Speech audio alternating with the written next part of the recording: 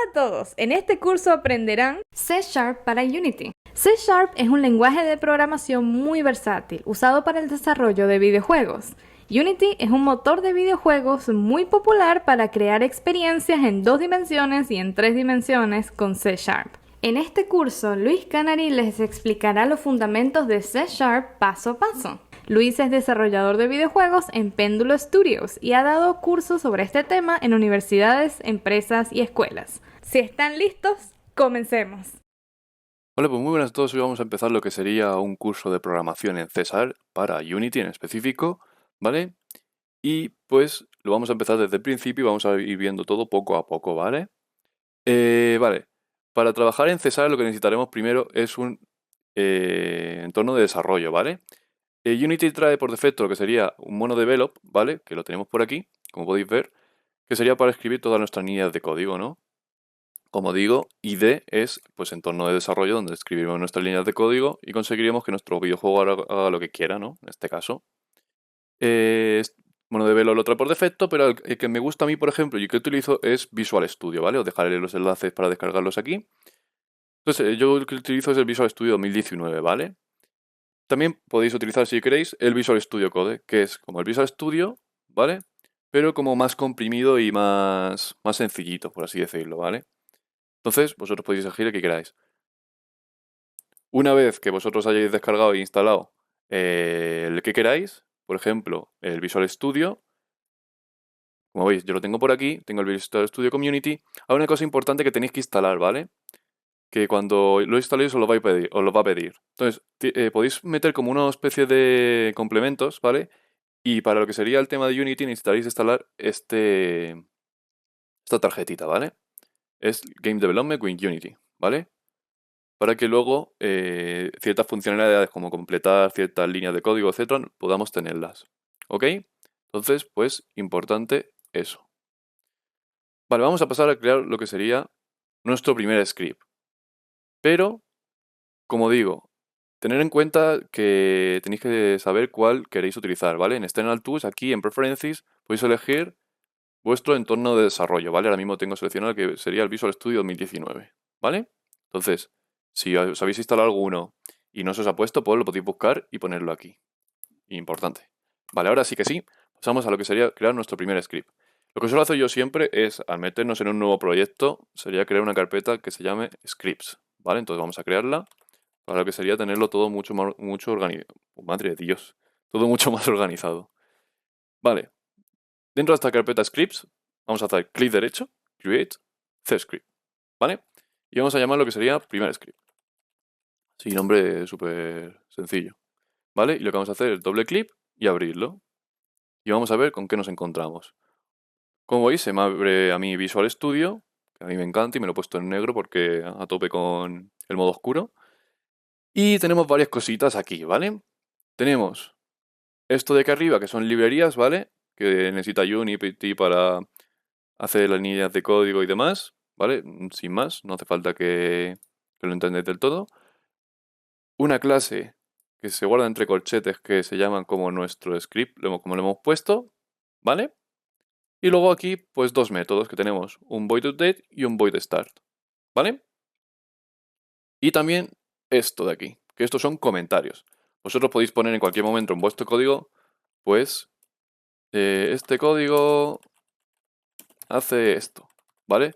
Se utiliza un montón para lo que sería el tema de, pues, organizar vuestro código y tener en cuenta, pues, qué hace cada cosa, ¿vale? Esto no afectaría al código en sí, ¿vale? Entonces podéis poner comentarios donde queráis y poner comentarios en todos lados, ¿eh?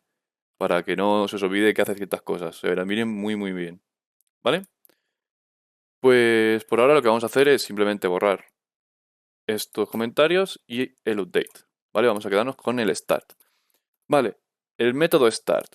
El método start, que como podéis ver está entre corchetes, aquí dentro es donde escribiremos nuestras líneas de código, ¿vale? El método start se inicia al darle al play a nuestro videojuego, ¿vale? Si algún objeto dentro de nuestro mundo tiene este script, cuando nosotros le demos al play, lo primero que va a hacer es comprobar que hay dentro de estas líneas de código y las ejecutará, ¿vale? Vamos a hacer lo que se suele hacer, que es lo más sencillito de todo al principio, que es un debug.log, sacar por consola nuestro típico hola mundo, ¿vale? Entonces, para ello, lo que tenéis que escribir aquí dentro de los corchetes importante es debug log. Y ahora pues, entre comillas, pues pondríamos nuestro hola mundo. Importante que cuando vosotros sacáis una línea de código, ¿vale? Tiene que terminar con lo que sería punto y coma, ¿vale? Si os da error, no pasa nada porque en la consola saldrá, podéis dar el doble clic y os traerá al error y ya comprobaréis, pues mira, me ha faltado el punto y coma. ¿Vale? Pues así de sencillo, si nosotros ahora nos vamos a nuestro Unity y creamos un empty object aquí simplemente y le arrastramos nuestro script, ¿vale? Aquí tenemos la consola. Si no tenéis la consola, lo que podéis hacer es en Window, General y Console o con Ctrl-Shift-C, ¿vale? Entonces esto es con lo que vamos a jugar, sobre todo. Vale, tenemos la consola y tenemos en nuestro GameObject asignado nuestro primer script que dentro de nuestro start tiene nuestro debug. Súper sencillo, para que saque por consola hola mundo. En el momento que le demos al play, vais a poder comprobar que sale hola mundo. ¿Vale? Perfecto. Pues nuestra primera línea de código, chavales, ya está. Está hecho. Vale, vamos a pasar a lo que sería hablar de las variables, ¿vale? Las variables sirven para lo que sería guardar información dentro de nuestro código para poder utilizar, pues, a lo largo de todo nuestro script, ¿vale? Hay distintos tipos de variables. De hecho, hay unas cuantas. Aquí las tenemos. Son para guardar números enteros, ¿vale? Para guardar decimales, para guardar frases, caracteres o booleanas. Vamos a ir viendo uno a uno, ¿vale? Que son muy importantes. El integer, ¿vale?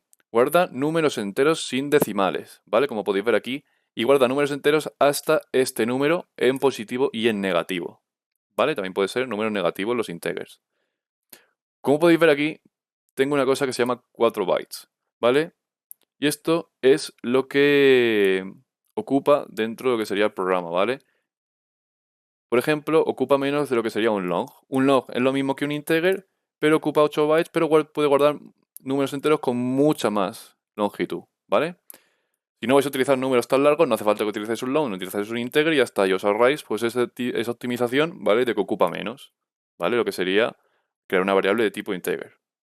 Pasamos al float. En el float podemos guardar números con decimales, ¿vale? ¿Por qué tengo la F aquí? Porque si se la quitas, por ejemplo, da error, ¿vale? Tenéis que declarar al hacer un float que es float al final también, ¿vale? Simplemente la F esa significa eso. Pues como hemos visto, long es un integer, pero que podemos guardar muchos más números. Double es lo mismo, pero con decimales. Podemos guardar decimales mucho más grandes. Pasamos al string. El string, ¿vale? Que hemos llamado frase, ¿vale? Cuando ponemos aquí, después de nuestro tipo de variable entero, flotante, etc., es como queremos llamar a nuestra variable, para luego utilizarla dentro de nuestro código, ¿vale? Podéis ponerle cualquier nombre, ¿eh? Esto le podéis poner rttr, ¿vale? Y luego, dentro de vuestro código, si queréis tener esta referencia, que guarda un valor 1, pues pondréis rttr, ¿vale? Control Z, si queréis ir para atrás, ¿vale? También ayuda un montón. Y Control S, que no sé si lo he dicho, o file save, para guardar, ¿vale? Nuestro archivo. String, como hemos dicho, guarda lo que sería una frase, guarda un texto, ¿vale? Podemos guardar, entre comillas, lo que queramos. Carácter, guardamos, pues un carácter. En este caso he guardado yo, por ejemplo, una A, ¿ok? Y la última variable que vemos aquí, que es la booleana. Y la booleana se utiliza un montón en videojuegos, al igual que en integer y todo este tipo de variables, pero sobre todo la booleana, para guardar lo que sería pues un tipo true o false, ¿vale? Si es verdad o es mentira. Ok, vale, pues ahora con todas estas variables que hemos visto aquí, vamos a intentar sacar un hola mundo, pero con nuestra variable de tipo string. Entonces es súper sencillo.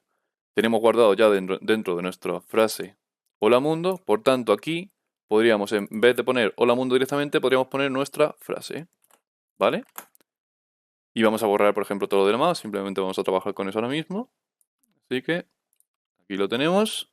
Entonces, estamos haciendo una variable de tipo string que se llama frase y estamos guardando el texto hola mundo. Y lo que queremos sacar pues sería esa variable por un debug que mantiene pues ese hola mundo. Control S, como digo, guardamos y vais a poder comprobar que Aquí en la consola, por ejemplo, vosotros podéis darle a Clear para borrar lo que tengáis anteriormente. Tenéis un montón de cosas aquí, luego iremos explicándolas, ¿vale? Pero por ahora, que sepáis eso.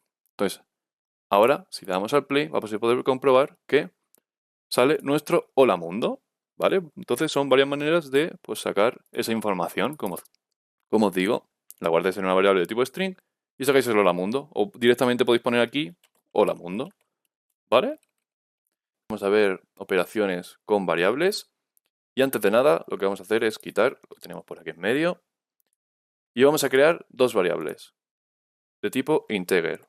Una que va a ser a, con un valor de 1, y otra que va a ser b, con un valor de 3.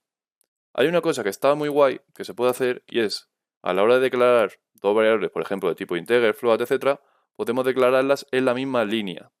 Si yo, por ejemplo, pongo aquí b igual 3, estoy declarando la b, pero en esta misma línea. Por tanto, podríamos ahorrarnos esto y ya lo tendríamos. Vamos a crear también lo que sería una variable resultado de tipo integer, donde meter nuestros valores. Ponerle valor 0. Okidoki. Vale, pues vamos a pasar a lo que sería hacer las operaciones. Por ejemplo, ¿qué operaciones podríamos hacer? Podríamos hacer la operación más simple de todas, que es resultado es igual a A más B. Igual, que si no, esto no funciona. Ok, pues a la hora de sacar nuestro debug.log, sacamos nuestro resultado, deberíamos sacar la operación de A más B. Vamos a comprobarlo, compila, sería el script, le damos al play y vamos a ver que nuestro resultado en este caso es 4. Podemos hacer una cosa muy interesante dentro de los debugs, que es sacar como un texto para saber exactamente qué es lo que estamos sacando. Podríamos poner, por ejemplo, el resultado es 2 puntos. Y para sacar la variable deberíamos añadirle un más aquí. ¿Vale? Entonces, en este caso, si nosotros compilamos, guardamos y le damos al play, vamos a poder comprobar que ahora sacamos un texto y después la variable. Esto viene muy bien para la hora de saber qué variable estamos sacando por consola, etc. También, si ponemos esto a la derecha, hay que ponerle el más a la derecha a la variable. Hay que tenerlo en cuenta. Ok, ¿qué operaciones podemos hacer con nuestras variables? Pues muchas. Tenemos lo que sería la suma, la resta, dividir. Aquí las tenemos, ¿vale? Sumar, restar, multiplicar, ¿vale? Con lo que sería el asterisco. Dividir, lo que sería este simbolito. Y el módulo, que es el resto de la división entera. Esto, el módulo, que a lo mejor queda un poco difuso aquí ahora mismo, es lo que sobra al restar un valor, o sea, al dividir un valor sobre el otro, ¿vale? Esto se utiliza un montón para saber si un número es múltiplo de otro. Entonces, si por ejemplo nosotros tuviésemos el valor 10 en A y el valor 2 en el B, al hacer el módulo, el resto sería 0, porque dividir 10 entre 2, pues el resto sería 0. ¿Vale? Ahora haremos lo que sería un ejercicio para que os lo enseñe mejor. También podemos hacer lo que sería sumar 1 de esta manera a las variables o restar. Ok, vamos a hacer ahora lo que sería el módulo, ¿vale? Os voy a enseñar cómo funciona lo del módulo. Que ya digo, se utiliza un montón en lo que sería ejercicios de programación para saber si es un número es múltiplo de otro, etc. Entonces, vamos a decirle que en este caso nuestro resultado de A y el módulo de B, vamos a sacarlo. Vamos a cambiar el valor de A a 10 y el valor de B, como he dicho, a 2. ¿Vale? Esta operación, vamos a comprobar que nos da 0. ¿Vale? Y si nosotros, por ejemplo, ponemos el valor 11 aquí, a la hora de dividir 11 entre 2 no da un valor entero, ¿vale? Da decimales. Entonces, control S, vamos aquí, le damos al play y podemos comprobar que el valor nuevo es 1. Espero que haya quedado claro esto. Vamos a pasar a lo que sería, por ejemplo, la división. A la hora de dividir hay que tener en cuenta de que ahora mismo tenemos dos integers y el resultado también es integer. Por tanto, si una división da decimales, no podemos sacar ese valor. Vais a poder comprobar que, voy a poner valores más sencillos de 1 y 3, y vamos a poder comprobar que el resultado, la división de 1 entre 3 es 0,33, ¿vale? Periódico. Si le damos al play ahora vais a poder ver que nuestro valor es 0. ¿Por qué es 0 el valor? Porque estamos dividiendo entre integers, ¿vale?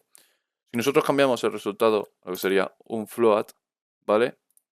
En el momento que hagamos otra vez esta operación, vamos a poder comprobar que nos va a sacar otra vez 0. ¿Por qué?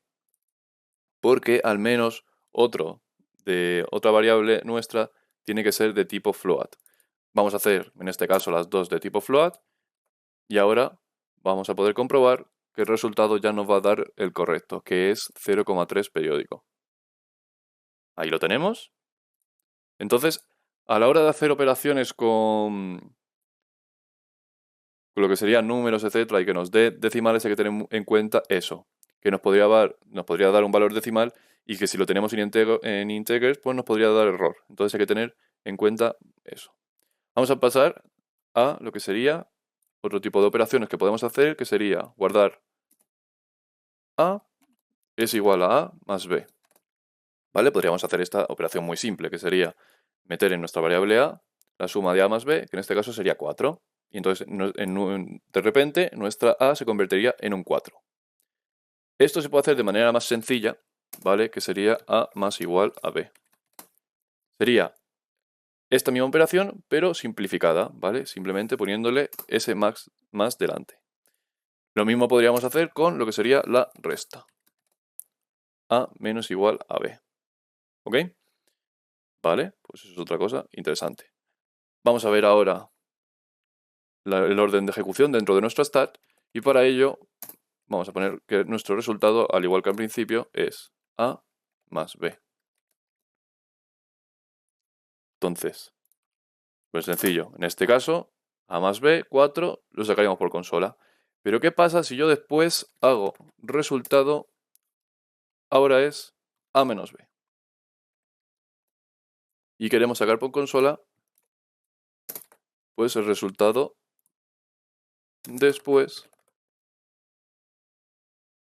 pues vamos a poder comprobar que desde un primer momento el resultado va a ser 4 y después pues va a ser otro valor. Vamos a darle a guardar, le damos al play y como podemos comprobar, en el primer momento es 4 y después es menos 2. La variable resultado ha cambiado, ¿vale? Entonces, tener en cuenta esto, que el orden de ejecución es muy importante. Si yo, por ejemplo, ahora pongo resultado, que hemos visto, más, esto le añadiría 1 más. Vamos a hacer control C, control V, y vamos a poner que el resultado después de sumar 1 es nuestro nuevo resultado. Y como podemos comprobar, al darle al play, nuestro valor primero es 4, luego menos 2 y luego es menos 1. Pues habéis podido ver que el valor lo hemos ido cambiando dentro de nuestro stat. Va desde el principio hasta el final. También estas operaciones, en vez de hacerlas antes de sacarlas por el debug, podríamos hacerlas en nuestro propio debug. ¿Vale? Por ejemplo, puedo coger esto, control X, control V, y entonces me sacará, si yo pongo entre paréntesis esta operación, me la sacará directamente desde aquí dentro. ¿Vale? Control S, y vamos a poder comprobar que si yo le doy al play, sale exactamente lo mismo. Entonces, tener en cuenta que también se puede hacer de esta manera. Y también comentaros que hay muchas más operaciones que se pueden hacer dentro de Cesar y de Unity. Es con una librería que se llama Math y podríamos hacer raíz cuadrada, sacar valor absoluto de un número, redondear si tenemos un valor muy grande, redondear, podemos hacer un montón de operaciones mucho más complejas, ¿vale? Que ya vienen programadas dentro de lo que sería Unity. Pero bueno, como son ya más complejas, pues las veremos en vídeos futuros. Vamos a ver lo que sería la condición if statement. Y antes de nada, lo que quiero comentar es que los scripts, ¿no? Y lo que viene siendo la programación a la hora de ejecutarse lleva lo que sería un flujo, ¿no? En el caso del start, haría primero las operaciones que tengamos arriba e iría pasando línea por línea ejecutando cada una de ellas. En el caso de que tuviésemos un update, por ejemplo, tengo por aquí, esta acción se haría cada frame, ¿vale? Cada frame volvería a empezar desde el principio, ¿vale? Haría todo lo que tengamos aquí dentro y volvería a empezar, ¿vale? Continuamente. Entonces, también es importante el orden de ejecución dependiendo de en qué posición se encuentren las líneas de código que hayamos escrito. Con el if statement lo que podemos hacer es modificar esto, ¿vale? Y si por ejemplo en el update seguimos la línea de ejecución normal, pero nos encontramos un if y de repente entramos en una condición, pues entraríamos dentro de ese flujo de la condición y a lo mejor nos podría llevar a otro lugar, ¿vale? Entonces podríamos hacer que el código fuese por otra parte, ¿vale? En vez de hacer siempre lo mismo. Entonces eso es lo que se llama la condición if. Pero antes de nada, tenemos que ver lo que son los operadores relacionales, ¿vale? Los operadores relacionales, que los tengo aquí, ¿vale? Los he escrito. Son los símbolos, por ejemplo, el menor, ¿vale? Para diferenciar una variable si es menor que otra. Si una variable es mayor que otra. Si dos variables son iguales o, por ejemplo, si son distintas. También podríamos hacer lo mismo, pero con lo que sería menor o igual o mayor o igual. ¿Ok? Y luego también tenemos que tener en cuenta lo que son los operadores lógicos, ¿vale? Que son el AND, o y el de negación, ¿vale? Entonces, a la hora de nosotros hacer un if, preguntar si se cumple una condición, tendremos que tener en cuenta si algo es mayor que otra cosa, si son iguales, si son distintos, o si se cumplen varias condiciones, si se cumple una de las condiciones, o si no se cumple, ¿vale? Entonces, vamos a poner unos ejemplos, ¿vale? Y para ello lo que voy a crear es una variable de tipo integer que se va a llamar vida, ¿vale? Y vamos a ponernos un valor 3, por ejemplo. Voy a borrar también el utility, no nos hace falta, que era para explicar simplemente lo de antes. Y ahora en el start vamos a poner el if, ¿vale?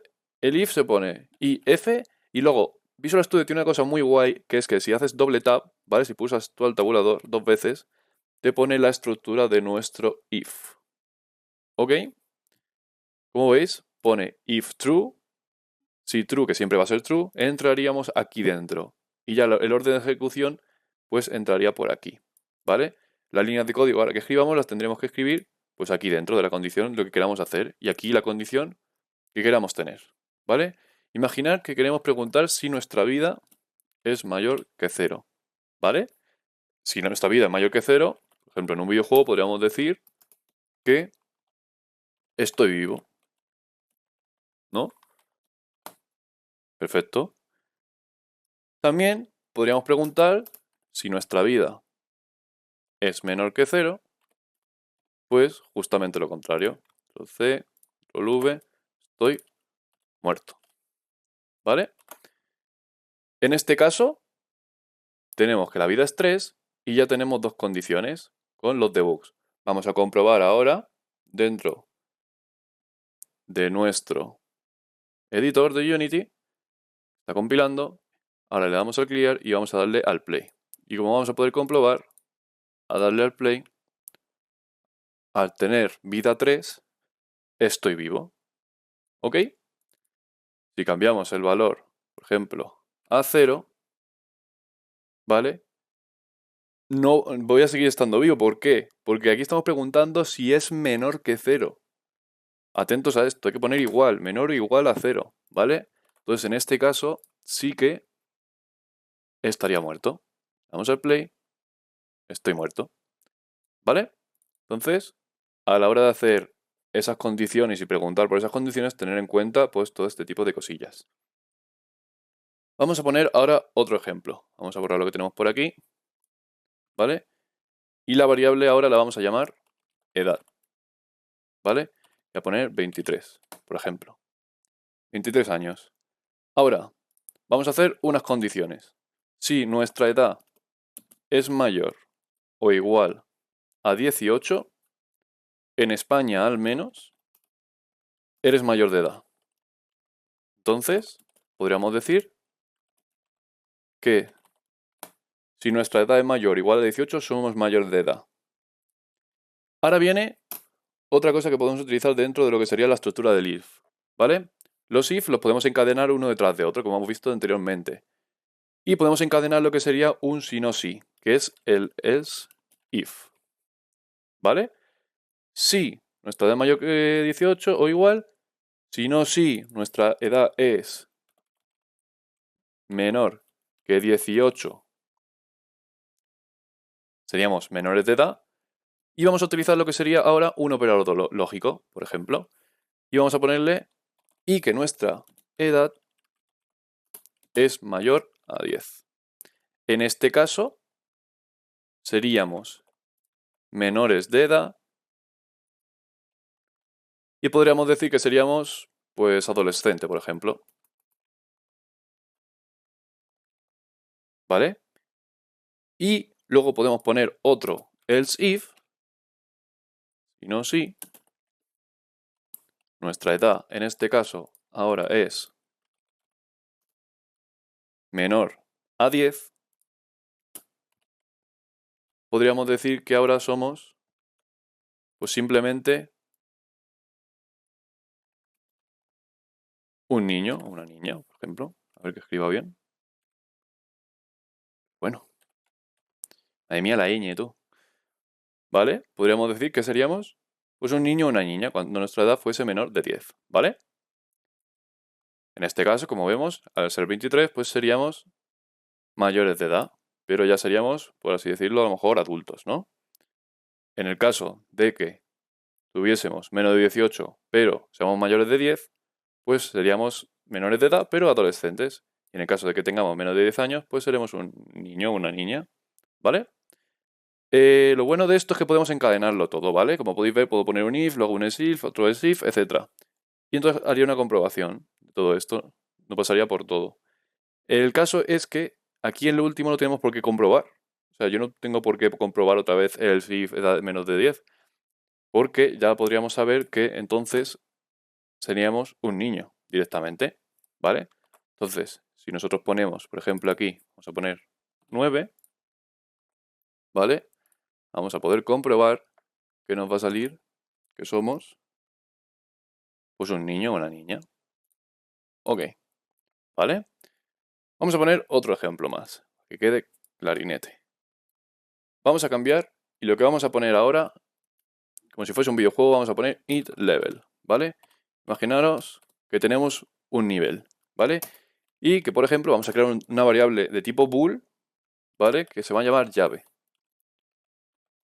Y como sabéis, la variable de tipo bool puede ser true o false.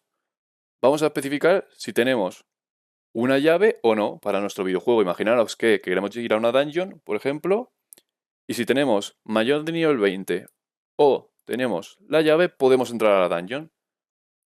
Con que tengamos una de las dos nos valdría, ¿vale?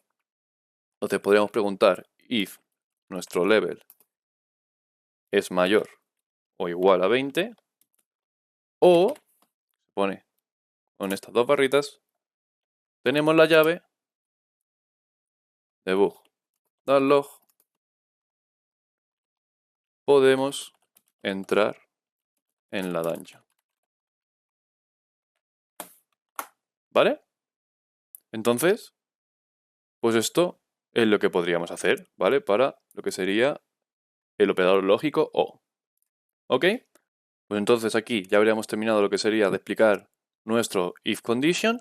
Vosotros en vuestra casa ir haciendo pruebecillas, ¿vale? Sobre todo utilizando lo que serían todos estos operadores relacionales y los operadores lógicos, porque esto es una cosa que se utiliza un montonazo en videojuegos. Y hoy lo que vamos a ver es, al igual que el otro día, otra sentencia de control condicional. Vimos lo que sería un if y el else. Vamos a ver un switch. Y posteriormente vamos a pasar a lo que sería, pues, ver sentencias de control iterativo o más comúnmente llamados bucles. Entonces, Antes de nada, vamos a crear una condición. Vamos a poner un integer que se va a llamar condición y voy a ponerle un valor de 1. Por tanto, un switch vamos a utilizar. Lo coloco por aquí rápidamente. ¿Qué hace el switch? El switch pilla lo que sería una condición, en este caso nuestro integer que tiene un valor de 1, y comprobará los diferentes casos que le hemos puesto. Tenemos caso 1, caso 2, caso 3 y un default. Imaginemos que estos son ataques, ¿vale? Ataques de un juego de RPG. ¿Puedo escribir ataques bien? Ahí. Ataques de un juego RPG, de un juego de Pokémon, en el que tenemos diferentes botones para ataque básico, ataque mágico, ataque fuerte, etc. Si nosotros elegimos, por ejemplo, el ataque básico, dentro de nuestra condición podríamos poner un valor de 1 y en el switch podríamos mirar la condición y sabemos que en el caso de que sea 1, sacaremos un ataque básico. Por tanto, el switch hace eso. Pilla lo que sería una condición y comprueba los diferentes casos a ver si los contiene. En el caso de que no, si yo por ejemplo tuviese un 4, que no está ahora mismo puesto como ninguno de los casos, tiraría lo que sería el default y en este caso pues no haríamos nada. Vamos a ponerle un valor de 1, control S y vamos a comprobar que si yo le doy al play me va a sacar lo que sería ese ataque básico. Aquí lo tenemos, ataque básico. Bien, en el caso de que sea un 2, vamos a sacar el ataque fuerte. Control S, comprobamos. Ataque fuerte. Bien. Atentos aquí, ¿por qué tengo un break? Pues en el caso de los switch es importante utilizar un break para salirnos ya de lo que sería pues esta sentencia de control condicional. Nosotros ya hemos comprobado nuestra condición, hemos entrado dentro de nuestra línea de código, hemos hecho las acciones que tendríamos que hacer. Yo puedo poner aquí todas las acciones, otro debug, doglog. Decimos hola, por ejemplo. En el caso de que hagamos un ataque básico también podemos decir hola. O sea, aquí hacéis todas las líneas de código que queramos hacer, pues nuestro personaje, nuestro Pokémon, etcétera, ¿vale? Poniendo un ejemplo así basiquito. Y después, pues tenemos que salirnos con lo que sería la palabra break. Vale, vamos a ver también, pues, lo que sería nuestra default. Aquí tenemos un default que no hace nada. Pues también necesita un break. Y como he dicho, se utiliza en el caso de que ninguna de las condiciones se cumpla. Perfecto. Vamos a pasar ahora a lo que sería, pues, las sentencias de control iterativo. Las sentencias de control iterativo, más comúnmente llamadas bucles, se utilizan un montón en videojuegos, al igual que los switch, los if y todo es un conjunto, se utiliza en conjunto. Y hay que tener cuidado con los bucles porque puede petar el programa. O sea, tú si haces un bucle infinito, Unity te peta y no te deja, vamos, ni tocarle a ningún lado. Por tanto, hay que tener en cuenta, muy importante, que los bucles tienen que tener lo que sería un bucle de vida, un ciclo de vida, ¿vale? Un bucle de vida, sí. Un ciclo de vida, por tanto, tiene que haber una condición que nos saque de ese bucle. Vamos a verlo. Bool, condición, poner el valor true. Vamos a ver lo que sería un while. El while, que significa mientras una condición se cumpla, el bucle va a seguir ahí a su rollo, va a ser infinito. Por tanto, en este caso, vamos a meterle nuestra condición y vamos a sacar por pantalla un debug log que diga hola. Cuidado aquí, no, esto no le doy display porque esto es un bucle infinito. Esto peta el programa. Aquí lo tenemos. Bool condición igual a true. Mientras sea verdad, haremos esto. ¿Ok? Por tanto, en este caso, en el momento que sea true y no cambiemos en ningún momento a false, este bucle es infinito. Y esto va a hacer que el programa pete. O sea, básicamente. Yo lo voy a enseñar como peta, pero vosotros no lo hagáis porque es que no te deja ni quitarlo de la barra de tareas. Tienes que irte al administrador de tareas y quitarlo desde ahí. O sea, peta de manera basta. Le doy al play y como podéis comprobar, o sea, no puedo darle ni al play ni nada. El programa acaba de dejar de funcionar. Así que voy a reiniciarlo y ahora volvemos. Vale, ya he reiniciado Unity. Volvemos aquí dentro. Ok, no queremos que pase esto. Queremos que nuestra condición, pues en algún momento sea false. Pues, por ejemplo, para hacerlo solo una vez, podemos ponerle aquí que después de sacarlo por consola una vez, pues nuestra condición ya sea false y ya no sea infinito. Entonces, si le damos al play, vamos a poder ver que exactamente todo correcto y puedo darle otra vez al play. El programa no ha petado, ha funcionado. Bien. Imaginar que yo, por ejemplo, cambio esto y pongo un int, integer, condición, al igual que antes, y le pongo un valor de 1. En este caso, nuestra condición, vamos a decirle que es cuanto sea menor de 5. Esto pues nos sobra ahora. En este caso, sigue siendo un bucle infinito. En ningún momento estamos aumentando el valor de 1, por tanto siempre es menor de 5, por tanto bucle infinito, por tanto beta programa. En este caso, por ejemplo, podríamos hacer pues un condición más, que esto lo que añade, pues como hemos visto en anteriores casos, es un 1. Cada vez le suma 1. Control S, vamos a ver qué tal va esto. Le damos al play, tenemos un bucle y nos saca 4 veces por consola, hola. Funciona guay. Correcto. Bien, pues esto es otra manera pues, de utilizar lo que sería un while. Como digo, mucho cuidado con los bucles infinitos que no queremos que ocurran. Vamos a pasar ahora a lo que sería ver el do while. El do while es muy parecido al while. Lo que pasa es que nos aseguramos siempre de entrar una vez dentro del bucle, porque la condición se pregunta después. ¿A qué me estoy refiriendo? El do, una cosa interesante también, voy a explicar. Si yo pongo do y hago doble tabulación dentro de Visual Studio y mi teclado, me completa la estructura. Esto también pasa con lo que sería, por ejemplo, un if, else, etc. Podéis poner desde un principio if, doble tabulación, y ya Unity o Visual Studio os completa lo que sería esa estructura para, pues, hacer código de manera más rápida. Vale, el do while, ¿qué hace? Pues entra, aunque sea una vez, en este caso vamos a poner hola, y luego ya preguntará por una condición, en este caso true, cuidado aquí. Entonces, eso, el do while es distinto que el while porque la condición se pregunta después y nos aseguramos siempre, pues, de entrar, aunque sea solo una vez. Vamos a ver el bucle for y también lo que sería un array, que funciona muy bien entre ellos dos. Así que primero vamos a pasar a lo que sería el bucle for y lo que hace es permitir realizar un número determinado de repeticiones. Para crear lo que sería el bucle for tenemos que escribir for y ahora en esta ocasión, si tenéis Visual Studio y los Unity Tools, pues si hacéis doble tabulación os haría la estructura entera, ¿vale? Pero vamos a ir creándola pasito a pasito. Entre paréntesis, lo que se hace en el bucle for es declarar lo que sería un integer, normalmente llamado i, que establecemos a 0, punto y coma, la condición que se tiene que cumplir para que el bucle continúe, que en este caso vamos a poner que sea i menor que 10, y la actualización de nuestro bucle, que va a ser i++, que lo que hace, como sabemos, es añadir 1 cada vez. Añadimos lo que serían las llaves y ya tendríamos nuestra estructura for. Por tanto, ¿qué es lo que hemos conseguido aquí? Crear lo que sería un integer, ¿vale? Que hemos establecido a 0, y el bucle se va a realizar mientras nuestra i sea menor de 10.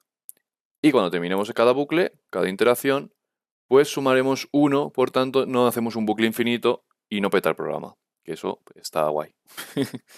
Por tanto, vamos a hacer una comprobación, vamos a poner un debug.log y vamos a poner la i. Y vamos a ver por consola, control S, ¿qué nos saldría en esta ocasión? Pues como podéis ver, pues nos saldrían todos los números desde 0 hasta el 9, el 10 no incluido porque en este caso pues no lo hemos incluido. Si nosotros en este caso ponemos igual, pues ya nos saldría desde el 0 al 10. Por tanto, el bucle for podemos hacerlo de esta manera o también podríamos hacerlo a la inversa. Por ejemplo, si establecemos que nuestra i sea 10, mientras que nuestra i sea mayor de 0, y en vez de sumarle, pues podríamos restarle un valor. Y ahora vamos a hacer igual, para que también nos salga lo que sería el 0. ¿Vale? Podríamos hacer un bucle pues de una manera más intuitiva, ¿no? Como sería sumando valores a nuestra i inicial o restando. Con lo que tenemos ahora lo hacemos al revés y vamos a comprobar. Vamos a darle a clear para que nos quede todo esto limpio. Y ya podemos ver que lo hemos hecho, pero al revés. Vamos del 10 hasta el 0 incluido. Porque en este caso, pues lo hemos incluido. ¿Qué se pueden hacer cosas también interesantes? Pues, por ejemplo, si yo pongo un menos igual 2, en esta ocasión, pues nos saldrían lo que serían los múltiplos. Saldrían ahora mismo, sería el 10, el 8, el 6, 4 y el 2, como podéis ver. Entonces, como digo, un for se utiliza un montón de videojuegos, ayuda un montón a lo que sería recorrer matrices, arrays, etcétera, que ahora veremos, un array. Y también pues podemos juntarlo con otras estructuras. Podríamos intentar juntarlo con un if. Podríamos poner incluso otro for, como digo, para hacer lo que sería recorrer matrices, arrays, etcétera. Por tanto, esta estructura hay que sabérsela de pe a pa. Pasamos a lo que serían los arrays. A la hora de declarar un array, voy a poner esta imagen visual, ¿vale? Imaginar que tenemos un cajón, pero en ese cajón solo podemos meter un tipo específico de objetos. Pues a la hora de crear un array se hace. Elegimos la variable de qué tipo la queremos, en este caso integer, metemos los corchetes, creo que se llama así, y entonces ahora pues, al igual que siempre, pues le pondríamos un nombre a nuestra variable, le voy a llamar array. Ahora, con diferencia de que no hemos creado solo una variable, sino que hemos creado como un cajón donde podemos guardar pues todo este tipo de variables. Si queremos declararlas directamente, hacemos un igual, utilizamos las llaves y podríamos poner pues valores aquí, 2, ¿vale? Tenemos que utilizar la coma para separar los valores. 2, 5, 7, 0 y, muy importante, punto y coma al final. En este caso hemos creado un array de tipo integer con 4 valores distintos. Entonces podemos guardar pues, mucha información dentro de lo que serían los arrays. Tener en cuenta que los arrays, dentro de lo que es la programación, yo sé que en César se hace así, en otros a lo mejor es de un estilo un poco distinto. El index, o lo que sería el índice de nuestro array a la hora de llamarlo, yo por ejemplo, si quiero llamar a este número, lo que tendría que hacer es, saber qué posición está ese número, sabría que está en esta posición. Porque los arrays empiezan por el index 0. Por tanto, el número 2 estaría dentro de lo que sería la posición 0, el 5 en la 1, el 7 en la 2 y el 0 en la 3. ¿Vale? Eso que quede bastante claro porque luego a la hora de programar es muy importante saberlo. Por tanto, vamos a hacerlo. Vamos a recorrer este array. ¿Cómo lo podemos hacer? Pues con el bucle for que tenemos aquí. Vamos a ponerle aquí un 0 y vamos a ponerlo como lo teníamos al principio. O sea, menor de algo y vamos a sumarle un número. Tenemos que tener en cuenta que tenemos que tener nuestro número i dentro de nuestro bucle interactuando siempre que sea menor que nuestro array. Pero ¿cómo sabemos la longitud de nuestro array? Pues Unity trae un método que podemos poner el nombre de la variable .length y ya nos daría lo que sería la longitud de este array, por tanto el bucle no iría más allá de lo que sería la longitud de este array. Por tanto, ahora, en vez de hacer el debug de nuestra i, vamos a hacer el debug de nuestro array. Ponemos array y dentro de aquí le metiéramos el valor de la i, porque en el primer caso sería 0, en el siguiente sería 1, hasta que llegásemos a lo que sería 0, 1, 2, 3, hasta la posición 3. Control S, vamos a darle a clear aquí y vamos a poder comprobar, vamos al play, tenemos 2, 5, 7, 0. Tenemos los valores que hemos establecido aquí. Hay otra manera de crear lo que sería un array. Por ejemplo, si yo hago un float, ¿vale? Puede ser de tipo float, puede ser de tipo string, ahora lo veremos también. Vamos a poner aquí que se llame array float. Pero no sabemos cuántos valores, por ejemplo, vamos a tener desde un principio. Pues lo que podemos hacer es inicializarlo con una longitud específica. Por ejemplo, con una longitud de 5. Es otra manera de crear un array. Y posteriormente yo dentro del star, por ejemplo, pues podría decirle que mi valor en la posición 0 pues sea 2,5f, por ejemplo. Es otra manera pues de crear un array y de establecer sus valores pues de otra manera. Como digo, también podemos hacer un string. Podemos llamarlo array string y directamente pues meterle valores. Y como es un string, pues tenemos que tener en cuenta que tenemos que meterle lo que serían los paréntesis y las comillas. Bueno, las llaves y las comillas aquí dentro. ¿Ok? Aquí habíamos quedado un array de longitud 2, pero que va de 0 a 1. Si yo, por ejemplo, mirar aquí, yo he creado lo que sería un array de longitud 5, ¿no? Pone aquí. Pero esto engaña por lo que he dicho de que empezamos por el index 0. Si yo, por ejemplo, quiero meter un valor en lo que sería esa quinta posición, no puedo, me va a dar error, porque no está especificado que sea tan largo el array. Porque empieza desde 0. Como podéis ver, si yo hago control S, ahora cuando le dé a Unity al play, me va a dar error esa posición en el número 5. A ver, le he dado al pause, play. Como ves, me sale un index out of range. Es como que el array, pues, no tenemos esa posición. Tenemos la 0, 1, 2, 3 y 4, aunque lo hayamos creado de 5. Eso también hay que tenerlo en cuenta. Vamos a ver las listas y el for each y para qué sirve cada una. Las listas es similar a lo que sería un array, o sea, es una colección de datos de un tipo específico, pero podemos crearlas de un tamaño indefinido. O sea, no tenemos por qué tener un valor ya establecido dentro de lo que sería nuestra lista. Podemos crearla vacía y posteriormente pues añadirle o quitarle elementos. Para declarar una lista ponemos list, y luego entre corchetes especificamos el tipo, que va a ser de tipo integer, el nombre de lo que sería la lista, yo voy a llamarlo números enteros, y para inicializarla ponemos new list, y pues con el tipo de integer, que en este caso va a ser nuestra lista. Ya habríamos creado una lista, como veis, no le hemos introducido ningún valor, ya tenemos una lista que se llama números enteros, y ya posteriormente pues añadiremos o quitaremos valores dependiendo de pues si queremos hacer una cosa o la otra. Como digo, esto podemos hacerlo también con lo que sería float, y entonces podríamos llamar esto números flotantes, un poco rimbombante, y pues también poniendo aquí float. Entonces habremos creado una lista de números float.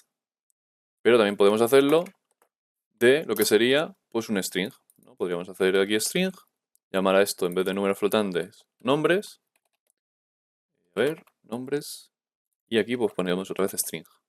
¿Vale? Entonces las listas, como digo, al igual que los arrays, lo podemos hacer de diferentes tipos. ¿Cómo añadimos ahora a lo que serían elementos a nuestra lista? Pues pondremos el nombre de nuestra lista, números enteros, punto add. Y entonces en ese caso ya añadiremos un valor, por ejemplo 1. Se pondrá desde el index 0, desde lo que sería el principio de la lista, y según vayamos añadiendo más números, en este caso porque somos integers, pues se irá añadiendo a la lista. Como veis, hemos añadido primero el valor 1, luego el valor 2 y luego el valor 3. Si yo hago un debug .log para mostrar por pantalla, uy que me ahogo, cuántos números tenemos dentro, pues puedo decirle números enteros.count y nos dirá pues cuántos valores tenemos introducido. Posteriormente, con el método for each, podremos recorrer esta lista entera para comprobar pues cuántos valores tenemos. Voy a quitar esto, que estos son de pruebas anteriores. Le damos al play y podemos comprobar que nos sale que tenemos 3 valores introducidos. Perfecto. Todo correcto. ¿Qué pasa si nosotros queremos añadir lo que sería un número en un lugar específico? Pues podemos hacerlo con lo que sería el insert.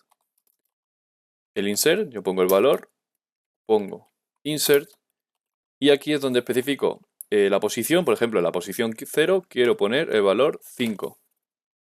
Y con esta manera, pues podremos introducir en un index específico un valor específico. Luego, para borrar, pues para borrar podemos hacer números enteros, remove, y decirle un valor. Por ejemplo, quiero borrar el número 3. Y él buscará dentro de la lista, cuando encuentre el valor 3, lo quitará. O, al igual que nosotros podemos insertar un valor específico en una posición específica, yo puedo decirle números enteros remove add, y le puedo especificar que me quite el valor que haya en la posición 0. Entonces, con las listas, pues podemos hacer un montonazo de cosas. Pero ¿cómo vemos qué valores tenemos introducidos en cada index? Pues con eso lo vamos a ver con el for each. También podríamos hacerlo con un bucle for seguramente, pero vamos a explicar lo que sería el for each. El for each, que tiene esta estructura, ¿vale?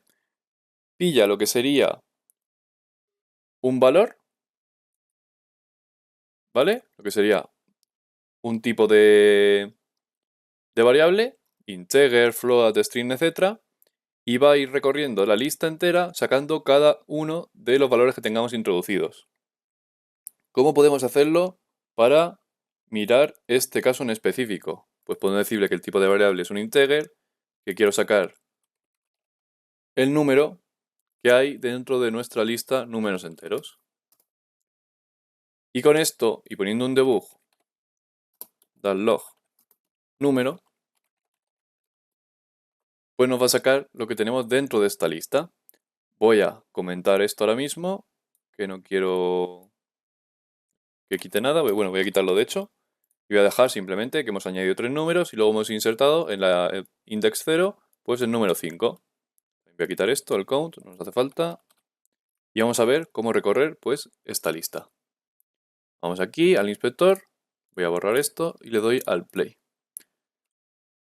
Como podéis comprobar, hemos introducido 3 valores al principio y luego en el index 0 pues hemos metido el número 5. Como veis aquí, todo sale perfecto.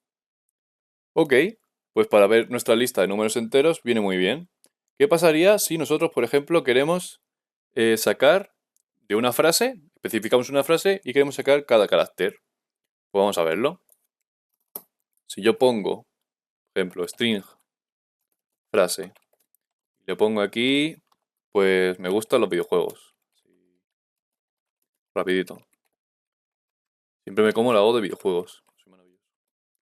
¿Vale? ¿Cómo podríamos recorrer cada carácter de este string con el for each? Porque for each nos puede ayudar pues, para esto. Pues podríamos decirle que en este caso queremos sacar un tipo de carácter. Le llamamos aquí lo que sería carácter en nuestra frase.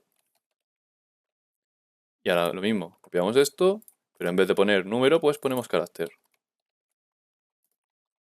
Control S, y si nos vamos a lo que sería otra vez Unity, y le damos al play, nos va a salir primero los números, como tenemos aquí, y luego cada carácter por separado. Como veis, nos lo saca separado. También, como lo tenemos aquí en la consola, los mismos caracteres, como son la S, la E, etcétera, pues los junta y pues nos sale que tenemos 3 de ese mismo tipo. ¿Vale? Pero esta es otra manera, pues, de lo que sería sacar, pues, caracteres de pues, de un string o de una lista, etcétera. Vamos a crear ahora, por ejemplo, como en el anterior vídeo, un array tipo integer que vamos a llamar números, tal cual, y vamos a meterle, pues, unos cuantos valores. Vamos a meterle, por ejemplo, el 3, el 5, el 1, el menos 5. Ahí va, que le he puesto puntos, jamás hagáis eso. 5, el menos 5, ahí. Vamos a recorrer, como hicimos en vídeos anteriores, recorriendo un array con el for, pero vamos a hacerlo con el for each. Vamos a poner for each. Ahí lo tenemos. Y vamos a decirle que nos saque valor integer cada número de nuestros números. Ahí lo tenemos. Y ahora pues lo mismo, un debug.log. De hecho ya lo tenemos creado igual. Vamos a quitar los otros for each para que podamos comprobar esto. Control S. Y vamos a ver qué tal.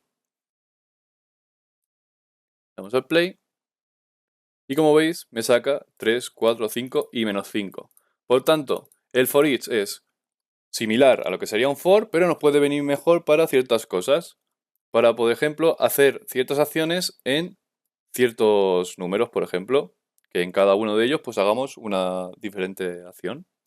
Y pues nada, espero que haya quedado claro lo que es el tema de las listas y el for each.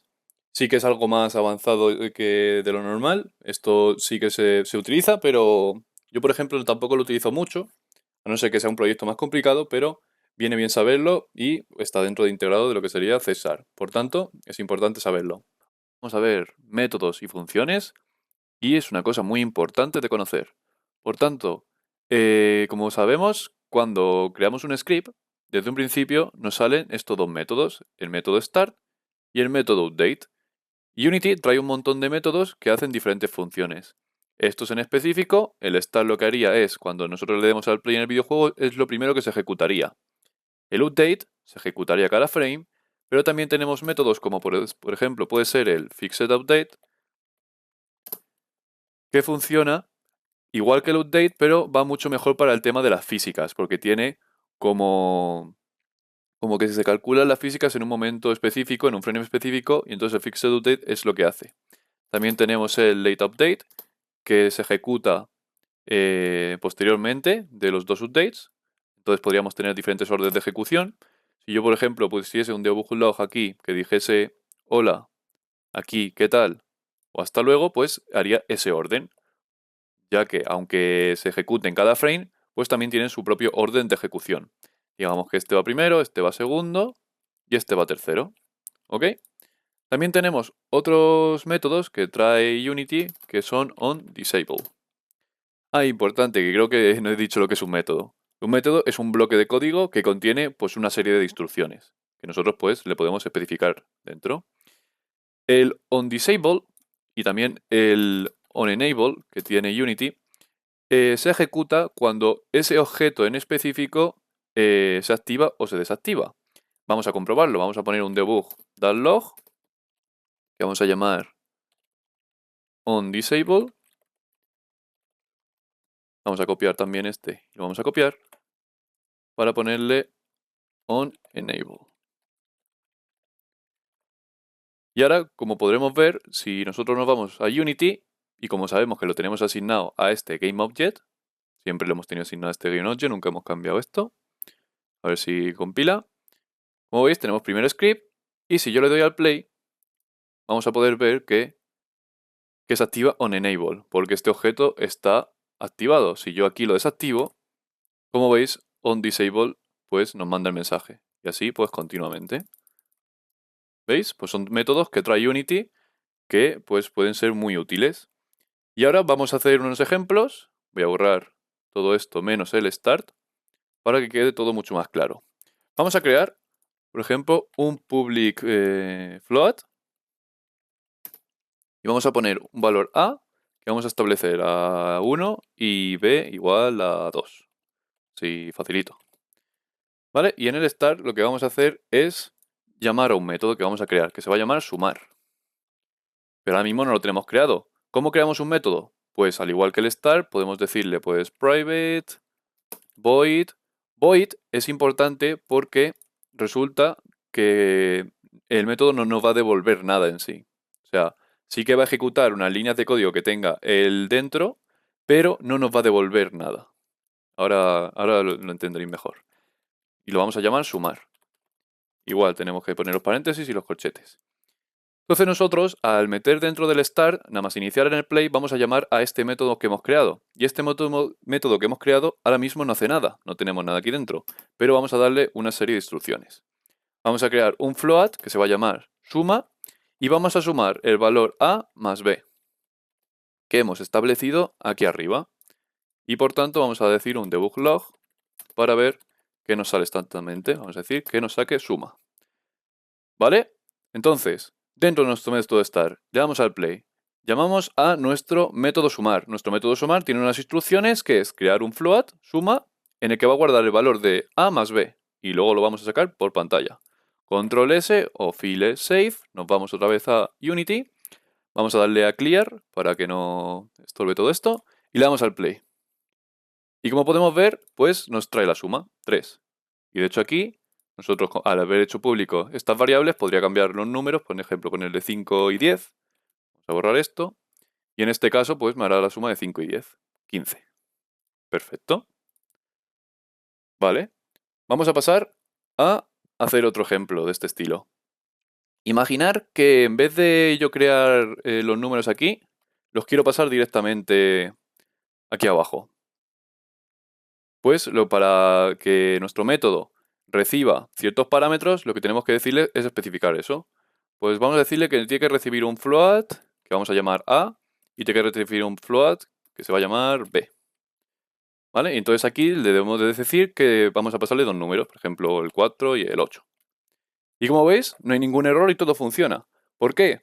Porque nosotros a este método, que ya no sé si sería una función, porque una función puede admitir un parámetro o varios, que ahora lo explicaremos, le pasamos unas variables, unos parámetros, y pues hacemos la suma con ellos. Pero en este caso no lo estamos pasando desde antes, desde el editor, sino que lo pasamos directamente desde el código. Pero esto funciona igual. Yo guardo, le doy a clear otra vez para limpiar esto y le doy a play. 4 más 8, 12. Como veis, funciona perfecto. Entonces, eso es otra manera de utilizar pues los métodos. En vez de pasárselo por el inspector, pues podemos pasárselo directamente al método. Ahora vamos a borrar y vamos a hacer otro ejemplito. Imaginar que nosotros creamos un método que vamos a llamar public void respuesta. ¿Ok? Y respuesta pues va a recibir un valor. Vamos a decirle que necesita recibir un string palabra. A ver, palabra. Y ahora vamos a utilizar los if y else que conocemos de anteriores vídeos. Por ejemplo, if palabra es igual a hola, vamos a hacer una cosa. Vamos a hacer un debug, log, que diga buenas. ¿Qué tal? Vale, cuidado, aquí también hay que ponérselo que no estamos hablando en inglés. Entonces, nosotros dentro del start llamaremos a este método respuesta, le pasaremos un string, que puede ser hola, ahora también vamos a ponerle que pueda ser adiós, y dependiendo de si nos pasa una palabra u otra, devolveremos una cosa u otra. Vamos a decir adiós. Y el debug, vamos a decir, por ejemplo, que diga hasta luego. O sea, son ejemplos muy sencillitos para que lo entendáis. Y luego else. El else es por si no encuentra ningún valor que sea hola o adiós, ¿vale? Cualquier otro. Entonces vamos a decir que si recibimos cualquier otra cosa que no sean esas dos, voy a poner, pues no te entiendo. Estamos haciendo aquí una inteligencia artificial, cuidado, ¿eh? Vale, pues aquí en el start, venga. Vamos a llamar método, respuesta, y le voy a pasar un valor de principio que va a ser hola. ¿Vale? Como digo, como nosotros lo hemos especificado, necesitamos pasarle un string, palabra. Y ahora después haremos la comprobación y dependiendo de si es pues hola, adiós u otra cosa, nos sacará pues lo que tengamos aquí por pantalla. Vamos a darle a compilar, venimos aquí y le damos al play. Y vamos a ver qué nos pasa ahora. Vaya, buenas, ¿qué tal? Como veis, al pasarle hola, pues nos dice esto de aquí. Vamos a decirle Jay, yo qué sé, cualquier cosa, ¿sabes? Si digo Jay, ¿qué pasa? ¿Me va a entender o no me va a entender? Pues obviamente no. Entonces me va a decir, no te entiendo. Entonces esto es otra manera, pues, de utilizar métodos y, pues, utilizando los if, else que ya conocemos. Y ahora vamos a pasar al último ejemplo, que, pues, es del estilo, ¿vale? Vamos a mantener esto, pero en el caso de no devolvernos nada, pues nos va a devolver un string. ¿Vale? Entonces, a la hora de devolvernos un string, necesitamos lo que se llama un return. Entonces, el return se pondría en esta ocasión. Por ejemplo, yo diría return, a ser un string, pues ya le puedo decir return buenos días. Entonces vamos a copiar esto y vamos a ponerlo aquí abajo. Return, aquí voy a decir hasta luego. Y aquí, return. No te entiendo. Entonces esto ya más que un método, esto es una función. Una función es una unidad de procesamiento reutilizable que puede recibir uno o varios parámetros y devolver un valor, ¿vale? Es importante eso, que podemos devolver un valor. En este caso, nosotros cuando le pasamos una palabra, si descubre que es sola, nos devuelve una cosa, pero ahora mismo no nos devuelve por pantalla. Entonces, os voy a enseñar cómo utilizar este tipo de función. Vamos a decir que creamos un string que se va a llamar respuesta método. La respuesta del método va a ser igual a respuesta a mi función respuesta y le vamos a pasar hola. Bueno, adiós, que no lo hemos hecho todavía. Y entonces ya debug.log vamos a devolver respuesta de método. ¿Qué hace todo esto? Pues estamos creando un string, ¿vale? Donde vamos a guardar un valor en específico que nos va a devolver esta función. A lo mejor me digo alguna vez en método, pero esto ya es una función. Entonces, dentro de este string vamos a guardar la respuesta de nuestra función, que nos devolverá buenos días, hasta luego o no te entiendo. Y esto que lo hemos guardado aquí, pues lo sacaremos por pantalla. Entonces, control S, y vamos a poder comprobar, si yo le doy a clear y le doy al play, pues exactamente tengo un hasta luego. Y hoy vamos a hacer una cosa que ya empieza a ser muy avanzada y que es fundamental para el uso con Unity. Entonces, nosotros tenemos nuestro empty object que creamos desde un principio, al que le tenemos añadido nuestro primer script. Vale, cosa importante, todos los objetos dentro de nuestra escena tienen lo que sería su transform, que sería la posición dentro de la escena, y pues también podríamos modificar si está activo o no está activo. ¿A qué me refiero exactamente? Si por ejemplo yo me voy a mi jerarquía, clic derecho, 3D Object, Cube, como podéis ver aquí tengo un cubo con muchos componentes, ¿vale? No solo tienen transform, y aquí arriba tiene esta pestañita que si yo la activo o la desactivo, como podéis ver el cubo se activa o se desactiva. Pues esto es una cosa que también tiene todos los objetos. Entonces, lo que vamos a querer modificar hoy a través de script es el tema de activar o desactivar nuestro objeto y modificar pues su posición, su rotación o su escala. Tanto el cubo, vamos a quitarlo por ahora. Vamos a hacer todo sencillito, poco a poco. Y bueno, dentro de nuestro GameObject pues tenemos nuestro primer script que vamos a abrir. Vale, aquí estamos dentro de nuestro primer script. Lo primero que vamos a hacer es crear nuestro void start, donde vamos a crear nuestras líneas de código desde un principio para que directamente ocurra lo que queramos. Vale, para acceder a lo que sería el componente de nuestro GameObject de activar, lo único que tenemos que poner dentro de nuestro script es GameObject, como veis ya se completa, y si yo ahora le pongo punto, nos dice las acciones que nosotros podemos hacer con ese GameObject o qué información podemos sacar de él. Como veis, tenemos una lista entera que si por ejemplo yo pulso en ActiveSelf, pues nos dice exactamente qué hace, the local active state of this GameObject. Esta variable nos diría si el objeto, el GameObject, está activo o está, pues eso, no activado. Entonces, si por ejemplo yo pongo esto, ActiveSelf, como veis aquí, me da error, porque esto es un string. Lo que me devuelve el ActiveSelf es si está o no activo. Por tanto, si yo hago un debug.log, y meto esto que tenemos aquí dentro de mi debug.log, vale, y ahora quito esto que ya no hace falta, pues control S, file save. Ahora cuando guardemos y vayamos a nuestra escena, como podéis ver, nuestro objeto ahora mismo está activado, ¿vale? Y si yo le doy al play, pues me sacará por consola que es true. Imaginad que yo directamente desde un principio, pues la desactivo. Pum, venga. Y le doy al play. Pues ahora me va a sacar nada. ¿Por qué me saca nada? Porque al estar un objeto desactivado, tampoco se activa su script, ¿vale? Esto es una cosa que tenéis que tener en cuenta. ¿Ok? Vale, pues vamos a activarlo y vamos a volver aquí. ¿Qué más cosas podemos hacer para modificar nuestro objeto?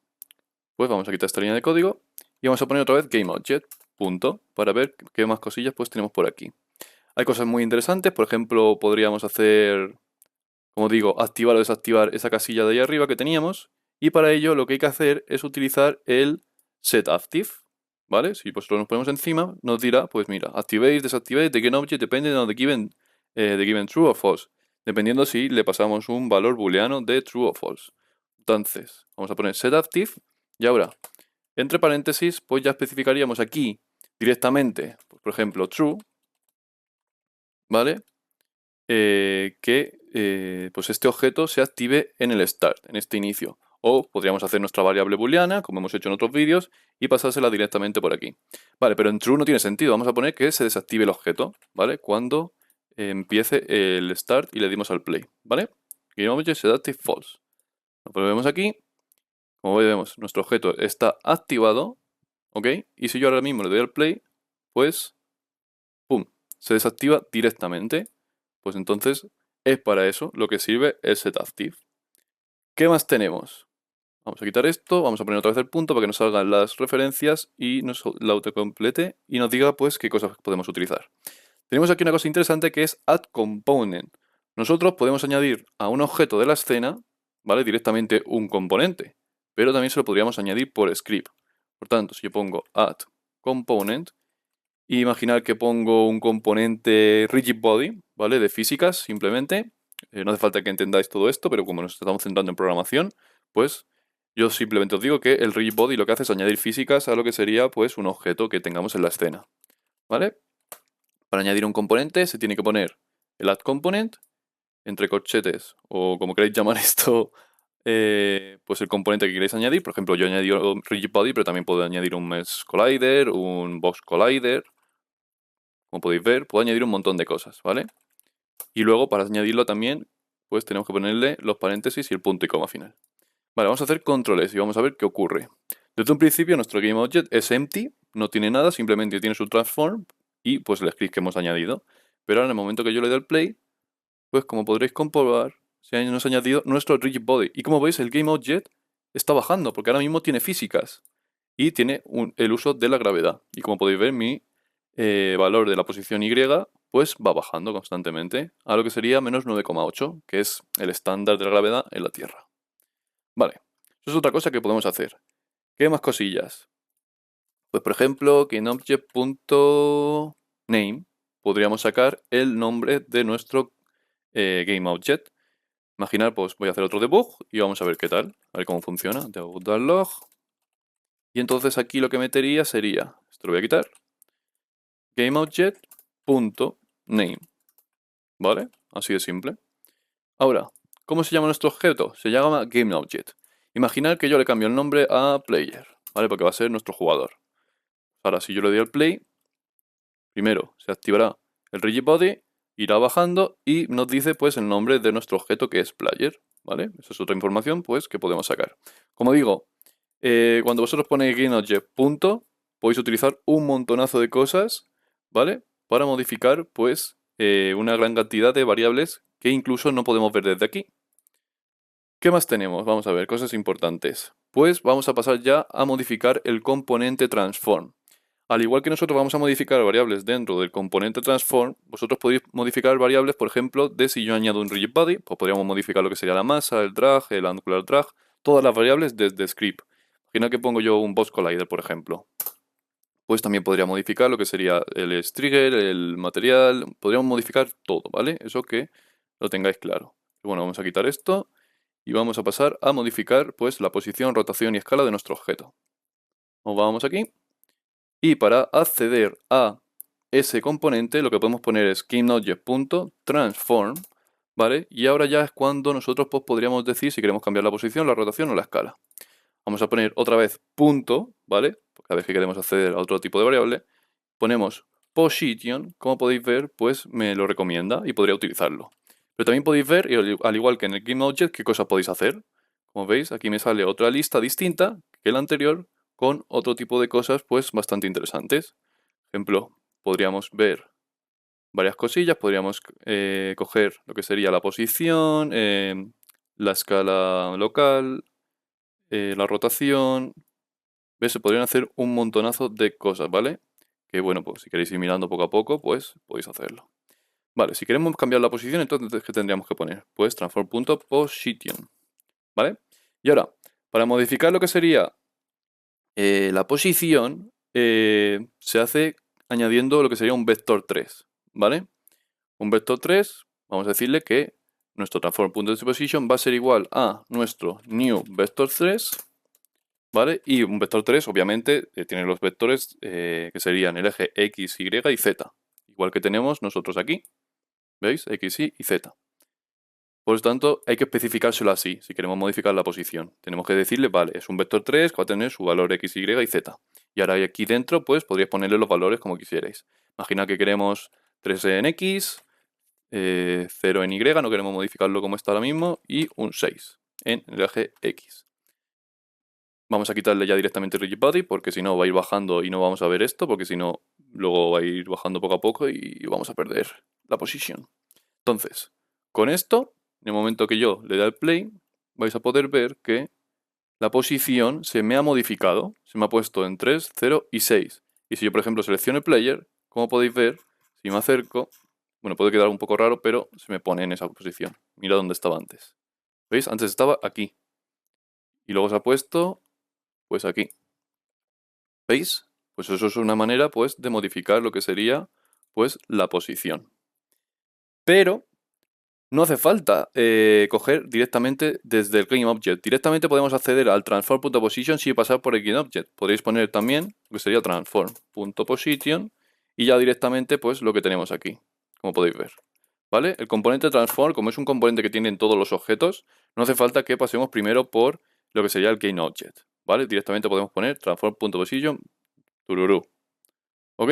Otra cosa que podemos hacer, por ejemplo, en vez de modificar la posición, es pues sacar la posición por pantalla.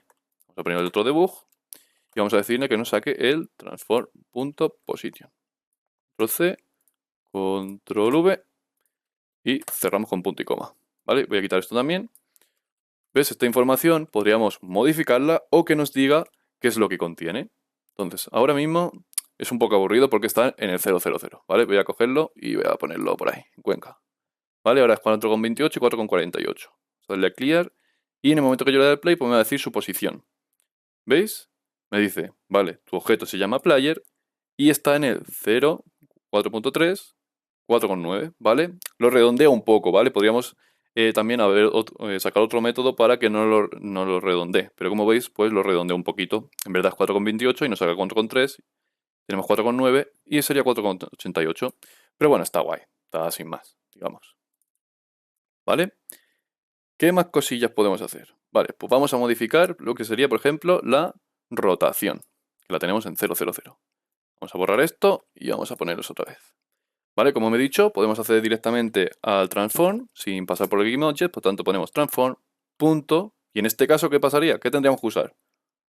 Pues rotation, y directamente, como veis, pues ya me lo dice. Para lo que sería modificar la rotación, en Unity funciona de esta manera. Tenéis que poner que sea igual a quaternion.euler para que se nos ponga la rotación en lo que serían en 3 ejes. Porque Unity la rotación la tiene como en 4 ejes, ¿vale? Entonces, por eso se pone esto tan raro de quaternion.euler, ¿vale? Simplemente que lo entendáis ahora, pero ya en un futuro pues lo explicaremos mejor. Entonces, pongamos que quiero cambiarlo a lo que sería 45, 90 y 0. ¿Vale? Pues con esto podríamos modificar ya directamente esa rotación. Por último, para cambiar la escala, podríamos poner transform. Punto. ¿Y ahora qué sería? Pues nuestro scale. Como veis, al poner yo scale ya me recomienda, dice, ¿quieres decir local scale? Y yo digo, pues sí. Venga, luego. Al igual que hemos cambiado la posición con un new vector, aquí tenemos que hacer lo mismo. Por tanto, es igual a new vector 3, que especificamos pues como queramos. El valor de x a 0, el valor de y a 7 y el valor de z a... creo que me he liado. El valor de y a 8 y el valor de z a 7. ¿Vale? Y como veis, así es sencillo, con una línea de código súper sencilla, podríamos modificar los valores que tenemos de nuestro GameObject. Vale, vamos a darle control S y vamos a comprobar pues, que todo esto funciona perfectamente. Damos al play y como podéis ver, ahora pues se me han modificado ciertos valores. Y si por ejemplo yo tuviese un cube, el cubo se expandiría y rotaría en cierta posición. ¿Ok? Vale, imaginar también que yo por ejemplo tengo la escala a 8. Pero claro, esa escala a lo mejor yo por script no sé a cuánto está. A lo mejor está a 8 ahora, luego está a 7, otra vez está a 0. Y quiero mantener pues ese valor sin modificarlo. Para no modificar un valor, ¿vale? Lo que tendríamos que poner aquí, ¿vale? Imagina que no queremos modificar el valor de lo que sería la local scale en el eje X. Lo que tendríamos que hacer es cambiar esto por transform. Punto. Local scale. Y luego tiene su propio valor. Cada pues eje. Si yo pongo punto X, como veis me sale. Y entonces esto sería coger la posición que ya tiene el objeto de base. ¿Vale? Imaginad que ahora mismo tiene 8 de base. ¿Vale? Pero la Y y la Z está a 1. Pues lo que va a hacer es mantenerme ese valor de 8, ¿vale? Y modificarme los otros dos valores porque no he especificado que quiero guardar los anteriores. Entonces, hacemos control S y vamos a poder comprobar que ocurre exactamente eso que comento. Vamos a play, el valor 8 se mantiene y los otros pues se quitan, ¿vale? Y esto, al igual que lo hago en la escala, lo podéis hacer con lo que sería el transform.rotation o el transform.position. Vosotros podéis poner, por ejemplo, aquí en el rotation, transform.rotation, ¿en qué eje estamos ahora mismo? En el eje Z, pues en el Z, ¿vale? Y se mantendría pues la rotación ahora mismo que tengamos en el eje Z, que ahora es 0, ¿vale? O pues el valor que vosotros pongáis. La verdad es que esto es muy importante entenderlo, porque lo que acabamos de hacer hoy sirve para todos los objetos y sobre todo entender eso, que cualquier componente que tengamos dentro de un objeto podemos modificar sus valores por lo que sería el script. Vamos a ver el tema de las corrutinas, una estructura, un elemento que se utiliza bastante en Unity y nos puede ahorrar pues ciertas líneas de código innecesarias y simplificar pues ciertas cosas que queramos hacer dentro de nuestro código. Es una estructura que si la conoces bien y sabes utilizarla te ayuda un montón, así que por tanto vamos a explicarla. Pero antes de explicarla tenemos que conocer bastante bien cómo funciona un update. El tema del update lo que hace es llamar a unas funciones que tengamos aquí dentro, a un método, a unas líneas de ejecución, por ejemplo un debug.log, cada frame. Por ejemplo voy a poner aquí un hola. Como sabemos, esto lo que va a hacer es el update, llamar esta línea de código cada frame. Por tanto, si hago control S y nos vamos a lo que sería mi Unity, cuando yo le dé al play, pues vamos a poder comprobar que mi hola se llama pues cada frame constantemente. Ok, vosotros imaginar que no queremos que ocurra esto. Nosotros, por ejemplo, queremos llamar a un hola, pero luego queremos esperar unos segundos y llamar a otro debug.log que diga, por ejemplo, pues buenos días. Sin más. Ahora mismo, tal cual está el update, no podemos hacerlo. ¿Por qué? Porque el update llama a todo lo que tiene aquí dentro cada frame. Por tanto, se ejecuta esto, continuo. O sea, y hace un bucle continuo. La corrutina lo que nos va a dejar es parar el orden de ejecución, esperar unos segundos y después ya pues ejecutar las líneas que tengamos por debajo, por ejemplo. Entonces, para crear una corrutina, lo que tenemos que poner es enumerator. Ahí. Se escribe de esta manera. Luego ya escribiríamos el nombre de esa corrutina, que yo voy a llamarle corrutine, y tiene sus paréntesis y sus corchetes igual que cualquier otro método. ¿Qué pasa? Nos da error. Claro, nos da error porque la corrutina necesita nuestro yield return new wait for seconds. Y aquí, pues, por ejemplo, podemos ponerle 1. Esto es lo que devolvemos, esto es lo que determina, lo que para el orden de ejecución. En este caso le hemos dicho que a partir de este punto la corrutina va a empezar, va a hacer lo que tengamos aquí dentro, en estas dos líneas por ahora, va a esperar un segundo y después va a continuar aquí abajo. Entonces eso es lo que hemos hecho ahora mismo. Imaginad que nosotros ahora mismo cogemos este hola y lo ponemos aquí, cogemos este buenos días y lo ponemos aquí. ¿Vale? Esto lo vamos a quitar, sin más. Vamos a quitar el hola y el buenos días de aquí, ya sabemos cómo funciona el update. Y ahora vamos a llamar a esta corrutina. ¿Cómo se llama a una corrutina? Una corrutina, vamos a llamarla dentro del start, porque solo queremos llamarla una vez. Se hace de esta manera.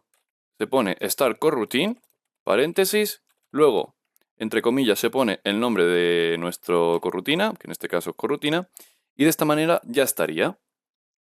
Cuando le demos al play dentro de Unity, vamos a iniciar esta corrutina, va a ejecutar primero esta línea de código, va a esperar un segundo y después va a ejecutar esta línea que tenemos aquí. Vamos a ir aquí, vamos a darle lo que sería a clear y vamos a darle al play. Como veis, nada más empezar, se llama al hola, tarda un segundo y después llamamos al buenos días. ¿Vale? Esto está muy guay, podría servirnos para un montón de cosas, pero imaginad que esta acción que tenemos aquí, queremos que pues, se vuelva a repetir, que tengamos una especie de bucle. Para hacer eso, lo que podemos hacer es, debajo de todas las líneas de ejecución ya de nuestra corrutina, es volver a llamar a nuestra corrutina. Y de esta manera habremos hecho un bucle. ¿Qué diferencia tiene esto a un update? Pues por ejemplo, el update se llama cada frame, ¿no? Pues esta corrutina se llamaría ahora mismo cada segundo. Entonces, para ciertos elementos de nuestro videojuego que no requieran actualizarse cada frame, pues vendría mucho mejor una corrutina y así optimizaríamos un montón más el videojuego. Entonces, con esto, imaginar, por ejemplo, vamos a aumentar esto, vamos a hacerlo más complicadete. Que queremos, pues, ponerse buenos días y luego queremos esperar otra vez, vamos a poner luego 3 segundos y queremos sacar, pues madre mía que me ahogo, un debug.log que diga hasta luego. Ahora, en vez de tener pues un GIL return, tenemos 2 y pues paramos la ejecución en 2 ocasiones. Y luego, al terminar, pues volvemos a empezar lo que sería este bucle. Importante que esto lo estamos llamando dentro de lo que sería el método start, que solo se ejecuta una vez. Si vosotros llamáis una coroutine dentro del update, se llamará cada frame, por tanto, será un bucle infinito de llamadas a lo que sería la coroutine, así que cuidado con eso también, hay que tenerlo en cuenta. Ahora mismo, como tenemos esto gestionado, llamaremos a la coroutine desde el principio, se ejecutará la primera línea de código que es hola, pararemos un segundo, llamaremos a la segunda, que es buenos días, esperaremos luego 3 segundos y llamaremos a la última, que es hasta luego. Y el bucle volverá a empezar. Vamos a irnos aquí y vamos a comprobarlo. Vamos a darle al clear y al start. Tenemos el hola, esperamos un segundo, buenos días, ahora 3 segundos y volvemos a lo que sería hasta luego. Luego se vuelve a llamar exactamente en el mismo instante hola, buenos días otra vez, como veis, pues ya cada uno, como es lo mismo, pues se va poniendo pues con numeritos aquí de 4, 5, etc. Y con eso estaría explicado lo que sería el tema de la corrutina. Eso está muy guay. Imaginar también que nosotros, en vez de hacer esto, ¿vale? Que tenemos esperar un segundo, luego tenemos esperar 3, tenemos un tiempo específico que queremos separar entre tiempos de ejecución y líneas. Vamos a ver lo más sencillo.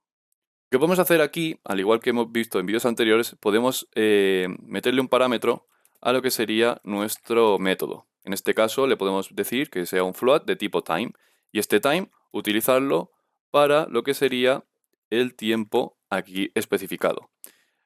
¿Qué pasa? Ahora nosotros esta corrutina, vale, la podemos llamar, pero el problema es que no va a funcionar guay porque nosotros ahora mismo tenemos que especificarle un valor. Como aquí nos dice que vamos a necesitar pues el tipo de float, que es time. En este caso pues le diremos 2 segundos, por ejemplo. Entonces ahora, al hacer esto, lo que va a pasar es, se va a ejecutar esto, como nuestro tiempo que le hemos especificado aquí es 2 segundos, va a tardar 2 segundos en hacer esto, y igual, pues después. Venga, vamos para allá. Intento explicar esto despacio y que se entienda, pues, porque creo que es muy importante, y así pues veis varios ejemplos de cómo funciona este temilla. Hola, esperamos 1, 2, buenos días, 1, 2, hasta luego.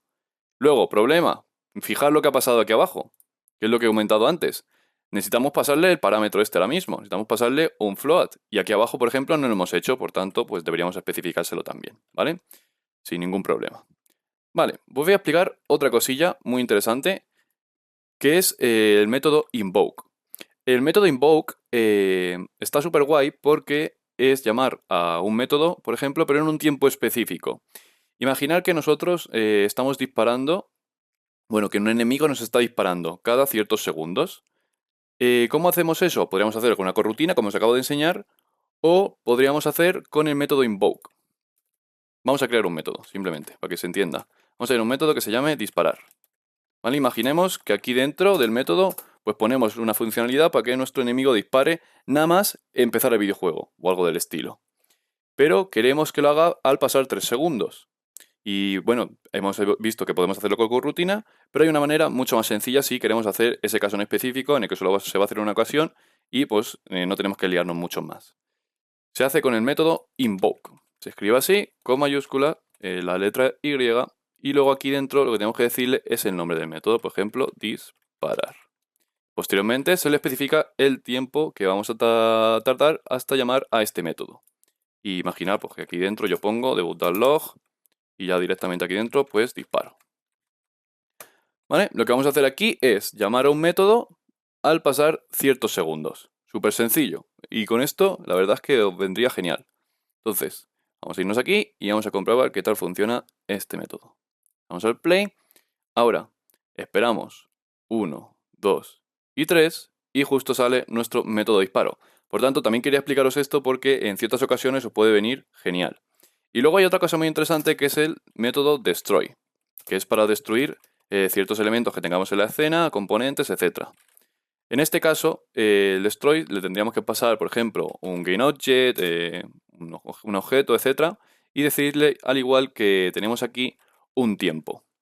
En este caso, si nosotros ahora mismo ejecutamos esto, lo que va a pasar es que al segundo se va a destruir nuestro objeto que tenemos en la escena. Por ejemplo, ahora mismo se destruiría nuestro player que tenemos dentro de nuestro primer script.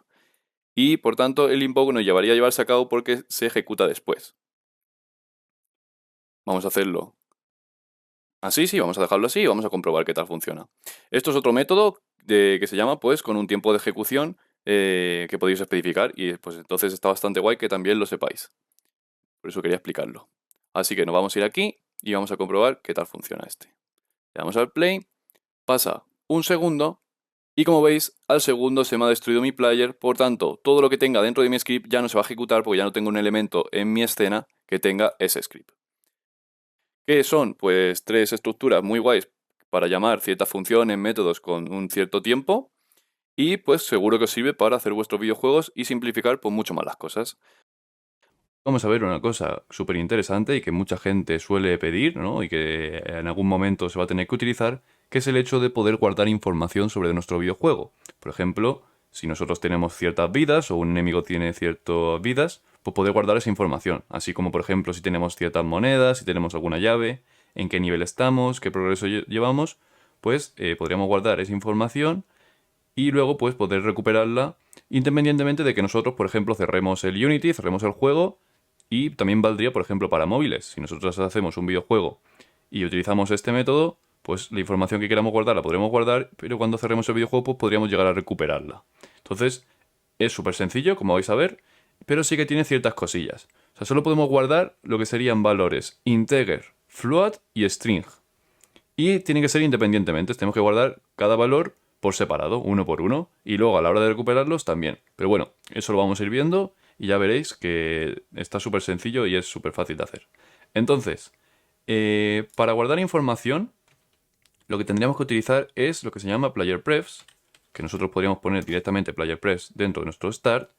Y como veis, cuando yo me coloco encima, pues me dice que stores and accesses player preferences between game sessions, o sea que podemos guardar información, ¿no?, entre sesiones. Entonces, en este caso, lo que yo puedo hacer es darle al punto y aquí me salen pues las diferentes cosas que podemos hacer. Para el tema de guardar información serían con estos que tenemos aquí abajo. Como veis podríamos guardar un float, un integer o un string.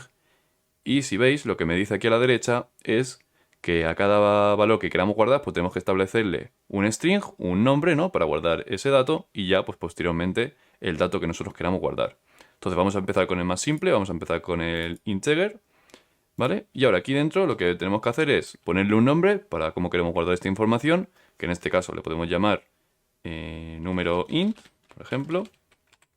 Y ya aquí a la derecha con la coma pues establecer el valor que queremos guardar y el punto y coma.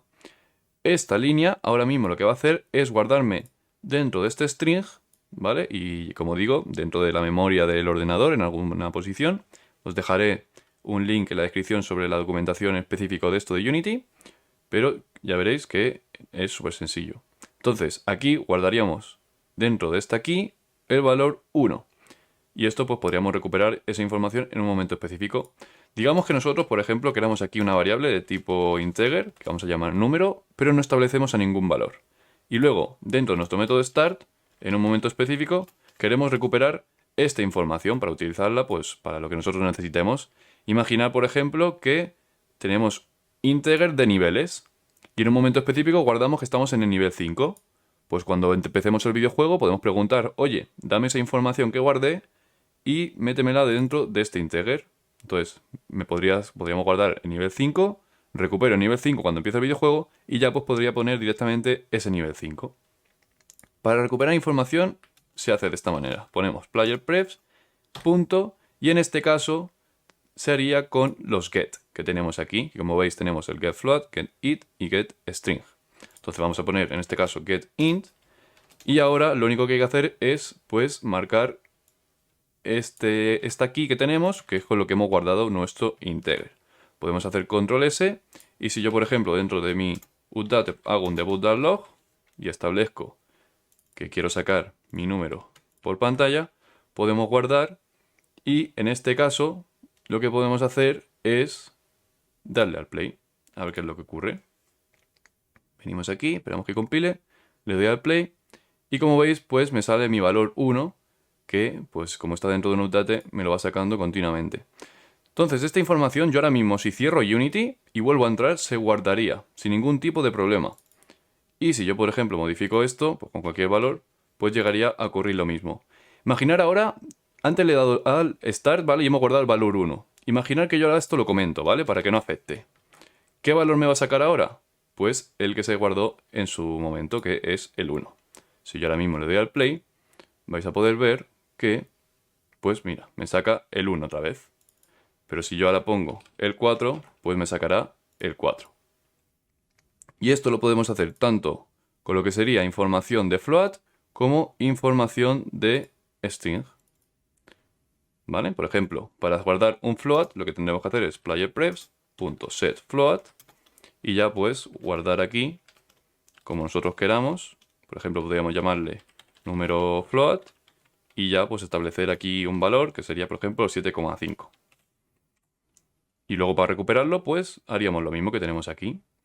¿Qué más cosillas interesantes podemos hacer con el playerprefs? Pues mirar, vamos a poner aquí otra vez playerprefs. Y si le doy a punto, tenemos cosas como hashKey, ¿vale? Que si nos colocamos encima nos dice un poco lo que hace, que es, nos devuelve la key, ¿vale? En específico, pues por ejemplo, si queremos saber qué tenemos dentro del número int, pues podríamos obtener esa información con ese método. También tenemos otro que sería delete all, que sería pues para borrar todas las keys que hayamos hecho, ¿vale? Esto utilizarlo con cuidado si en algún momento lo vais a utilizar, porque pues tiene su movida, ¿no? Quitaríamos toda esa información que hemos guardado. No solo a lo mejor mi número int, quitaríamos toda, o sea, también mi número float, etc. Entonces cuidado con eso. Si queréis borrar alguna información en específico, mejor que utilicéis el delete key, ¿vale? Y luego también, si queréis borrar todos los datos y no queréis hacerlo por programación dentro de Unity, aquí os podéis ir a Edit y aquí abajo, y como veis tenemos un apartado que pone Clear All Playerprefs. Entonces con eso también podríais borrar todos esos datos. Vamos a hacer por último otro ejemplo con lo que sería guardando un string, ¿vale? Por ejemplo podríamos poner playerpref.setString. Y aquí es curioso porque, claro, tenemos que guardar un string y la key también es un string, ¿no? Podríamos llamarle a esto valor string. Y luego ya guardar la información que, por ejemplo, puede ser hola. Ahí estaría. Y ahora, si yo quiero sacar, por ejemplo, el valor por mi update, voy a quitar esto del número, voy a crear una nueva variable de tipo string, así rápidamente, que voy a llamar stringo, yo qué sé, que no se me ocurre nada, pongo stringo y ya para adelante. Y entonces, pues, lo que tendríamos que hacer aquí, igual que cuando yo obtenía esa información del getInt, pues sería, en este caso, string es igual, bueno, stringo, ¿no? Stringo es igual a playerprefs.getString y ya pues tendría que decirle que quiero recuperar este valor que hemos guardado. Entonces, control V, y ahora aquí pues ya lo tendría que hacer es sacar stringo. Stringo he dicho. Ahí está. Control S, y ahora pues lo que se me va a guardar es hola. Vamos a ir aquí. Le doy a clear, le doy a play. Y como veis, pues me saca mi hola. Y si cierro Unity, como comento, si cerráis el videojuego dentro del móvil, etc., pues ese valor se os guardará. Entonces, la clave de todo esto sería que vosotros, por ejemplo, creaseis un método, así que se llame guardar información. Y, por ejemplo, pues guardéis en algún momento en específico, al llamar a este método, pues todo lo que os interese. Por ejemplo, guardar las vidas de vuestro jugador dentro de un setIn que se llame vidas. Guardar lo que sería a lo mejor también el nivel en el que estáis, con lo mismo, con el setInt. Guardar, por ejemplo, si tenéis algún tipo de skin que tiene un nombre, pues podría guardarlo con esto también. Ponerle aquí skin y el nombre de la skin. Y luego al comienzo, pues llamar a otro método que tengáis que sea public void cargar información. Y aquí, pues lo que tendríamos serían, pues, los playerprefs.get. GetString, getFloat, lo que queramos. Y en este caso de aquí arriba, pues sería playerprefs.set, pues a lo que necesitemos. Entonces podréis haceros una lista de toda la información que necesitéis guardar y llamar a este método de cargar al principio y guardar información pues cuando sea necesaria. Entonces, playerprefs es un método muy sencillo que pues así para empezar viene bastante guay por si queréis hacer un juego en el que queráis guardar cierta información. Luego hay otro tipo de manera de guardar información, que sería ya por un JSON a lo mejor, que es un archivo de texto donde podría guardar un montón de información a saco, o ya guardar información a través de servidores para que teniendo una cuenta a lo mejor podamos guardar información, y si nos cambiamos de móvil pues teniendo una cuenta no perdamos esa información, pero ya son temas mucho más avanzados. Así que simplemente quería enseñaros cómo hacer este tema de guardar información simple. Vamos a ver un poco lo que es el tema de las clases y las herencias dentro de la programación. Es algo súper importante que la verdad viene genial pues para ciertos casos en concreto y pues hacía falta pues explicarlo. Entonces, así de un primer momento tenemos nuestro primer script, que tenemos la clase primer script. ¿Qué es una clase? Pues una clase es una estructura de datos donde podemos tener métodos, variables, etc. Y luego, ¿qué es la herencia? Pues la herencia es, si yo tengo una clase con ciertos elementos, imaginaos, yo tengo una clase que es un enemigo. Y ese enemigo pues tiene vida, tiene su nombre, tiene un método que ataca, etc. Pues esos atributos y demás que los pueda heredar otra clase, por ejemplo, enemigo volador, que tendría además de todos esos atributos los suyos propios. Entonces, vamos a verlo de una manera sencillita, vamos a ir escribiéndolo y así lo vemos pues mejor. Entonces, vamos a crear, por ejemplo, aquí mi clase enemy. La tenemos por aquí. Y ahora, pues lo que vamos a hacer es asignarle pues ciertas variables. Por ejemplo, vamos a decir que mi enemigo pues tiene vida. Que también pues vamos a decir que tiene lo que es un ataque. ¿Vale? Una cantidad de fuerza de ataque, por así decirlo. También tiene pues por ejemplo un nombre, en este caso. Y además pues tiene un método que vamos a llamar public void melee attack, en este caso, porque va a atacar a melee. Ahí se lo ponemos y digamos que simplemente este método pues saca un debug.log que se llama melee attack. Así sencillito. Ahí estaría. Entonces ahora mismo nosotros tenemos una clase de enemigo que tiene estas variables y este método. Si nosotros queremos crear ahora un enemigo, por ejemplo nos vamos a nuestro primer script, aquí al método start, vamos a poner enemy y vamos a llamar enemy1. Y vamos a inicializarlo, vamos a decir que es new enemy 1. New enemy, en este caso. Esta es la manera que tenemos nosotros de crear ahora mismo nuestro enemigo 1. Entonces, este enemigo 1, ahora pues podremos, a través del puntito y demás, asignarle las diferentes variables. Por ejemplo, vamos a decir que la vida pues puede ser 5 y que enemy 1 pues haga el ataque a melee. Ahí estaría, sin más. Mira, no, porque estoy escribiendo aquí.